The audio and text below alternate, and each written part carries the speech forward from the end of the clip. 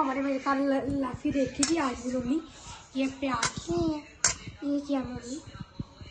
ये बेसन और आटा है और ये 2 अंडे हैं ये नमक मिर्च इसमें डालेंगे और फिर बाद में आपको दिखाते हैं गाइस ये नहीं ऐसी मेरी मामा ने साथी टिकटॉक तो देखी आज और गाइस हम इसको ना ट्राई कर रहे हैं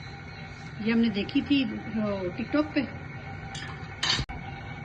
बेसन है इसमें आटा है इसमें आलू और गाजर है फिर इसमें और हमने डाली है प्याज टमाटर हरी मिर्च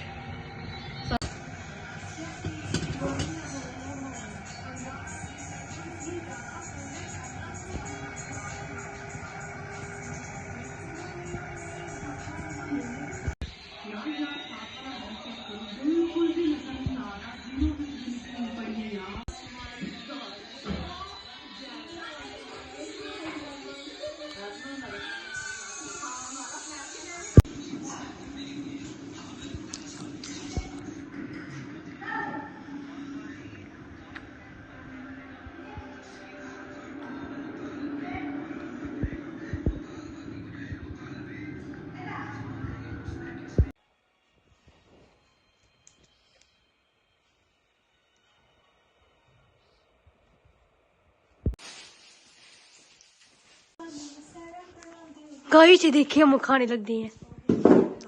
किन्ने खाना अपने अपने घर खाओ हमने नहीं देना